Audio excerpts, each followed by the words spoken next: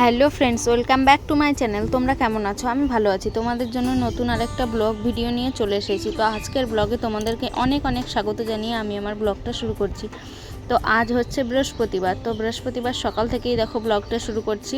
আমি ঘুম থেকে উঠেছি, এখন ব্রাশ ট্রাশ করে আমি ওইদিকে মায়ের কাছে চলে গেছি খাবার খেতে। মানে মা ডাকছিল ভাত খাওয়ার জন্য, তো দেরি করে ঘুম থেকে উঠেছি অনেকটা।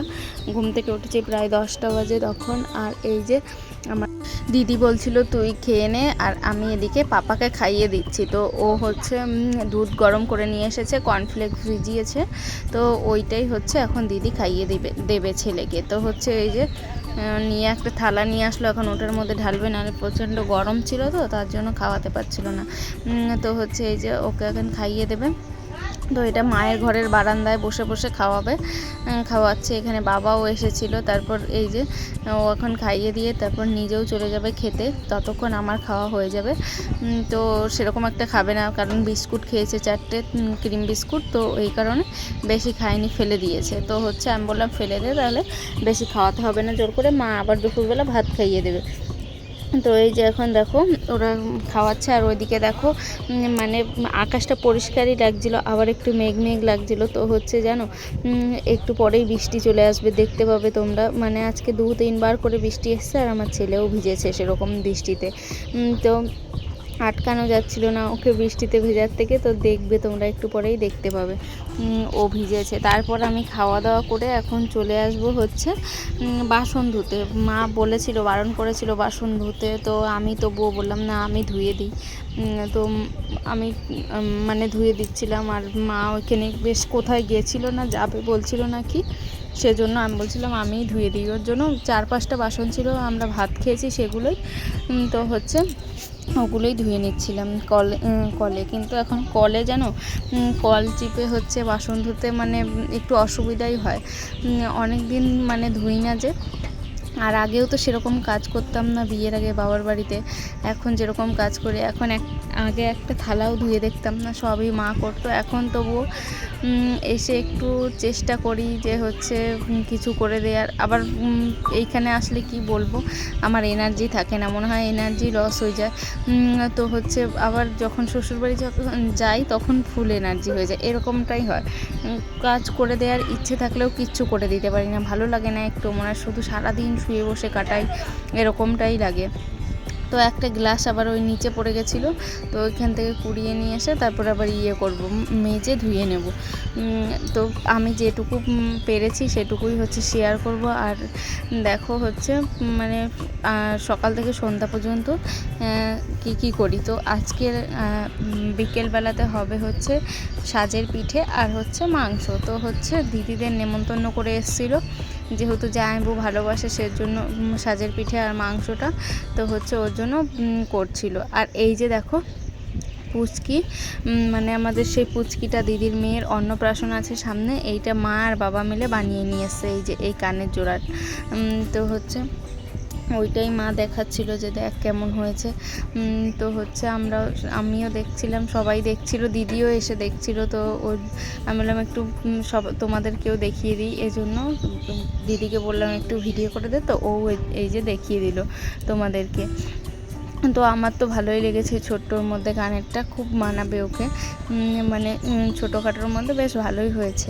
তো হচ্ছে তারপর এই যে আমরা বসে বসে সবাই এখানে, মা, দিদি, তারপর আমার ছেলে, এখানে সবাই বসে বসে আমরা অনেকক্ষণ গল্প করেছি, প্রায় ওই 10-20 মিনিট মতো,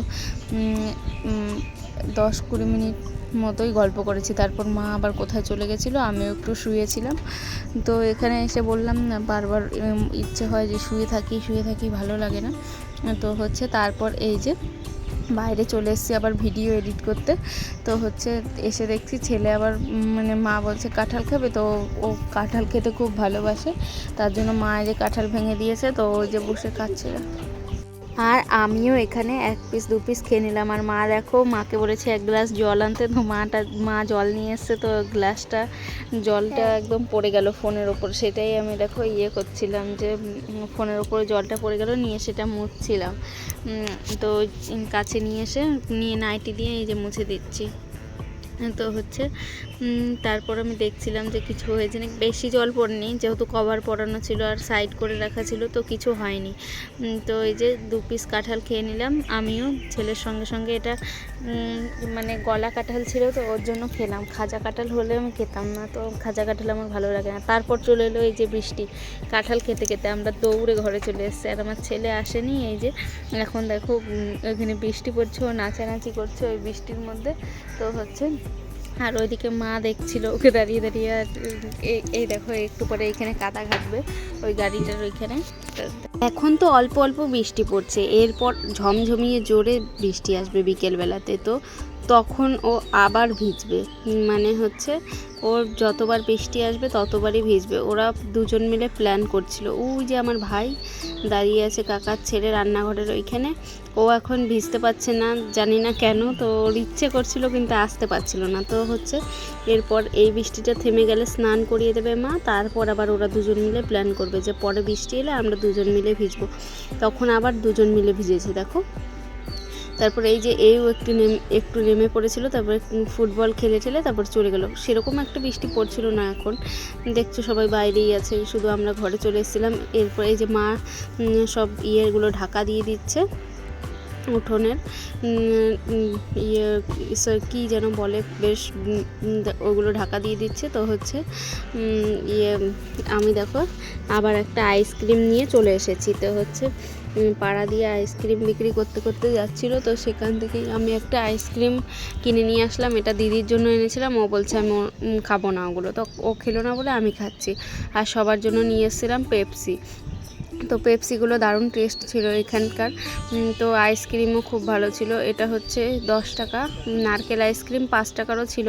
তো আমি 10 টাকা দিদির জন্য একটা নিয়েছিলাম, আর সবার জন্য 5 টাকা দামের পেপসি নিয়ে আসছিলাম। তো অনেক দিন এরকম পেপসি খাই না, তো এর জন্য। তো হচ্ছে সবাই মিলে এখন খেয়ে নিচ্ছিলাম, আর মাকে বলেছিলাম আমাকে একটু মাথায় তেল দিয়ে দাও, তো মা একটু মাথায় তেল দিয়ে দেবে।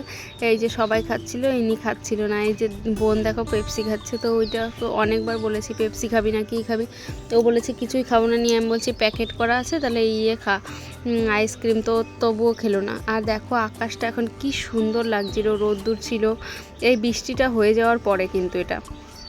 তো ওইটাই তোমাদেরকে ভিডিও করে দেখালাম একটুখানি। এই সাইডটা খুব সুন্দর লাগছিল দেখতে। তো তারপরে এই যে মা দেখো মাথায় এখন তেল দিয়ে দেবে, এই যে বসে পড়েছে তেল দেওয়ার জন্য। তো আমি মাকে বলছিলাম যে একটু তেল দিয়ে দাও, নিয়ে সবাই মিলে বারান্দায় বসেছিলাম। তখন মা তেল লাগিয়ে দিচ্ছিল চুলে। অনেক দিন এরকম তেল দিয়ে দেয় না কেউ, তো যখন বর দিয়ে দেয় তখন খুব আরাম লাগে চুলে তেল দিয়ে দিলে। আর মাকে বললাম, তো খুব আরাম লাগছিলো, মনে হচ্ছিলো ঘুমিয়ে পড়ি।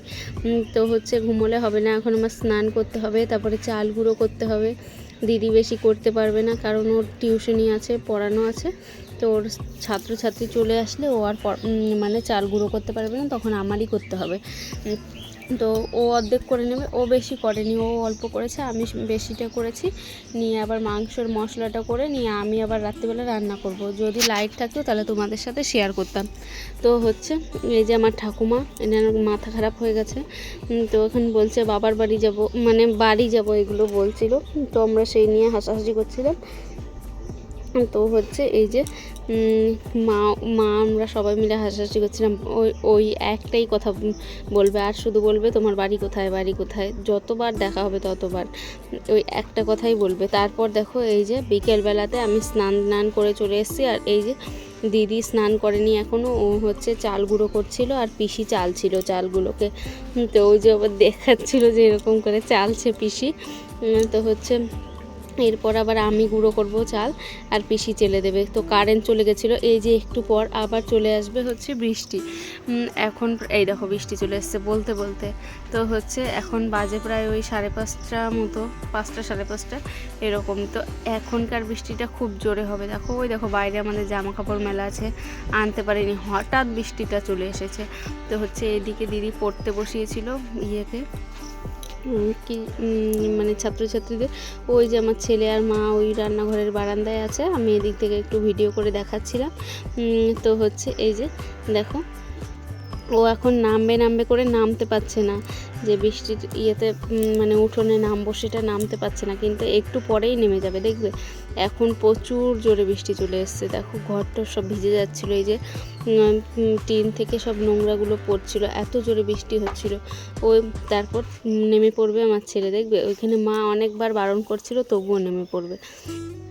নিয়ে আবার দিদি স্নান করেনি, দিদিকে বললাম তাহলে তুই ওকে নিয়ে ধুইয়ে নিয়ে স্নান করিয়ে নিয়ে তাহলে তোরও স্নান হয়ে যাবে একসঙ্গে। ও ভেবেছিল এখন স্নান করবে না, পরিয়ে উঠে স্নান করবে, গরম পড়েছিল যেহেতু।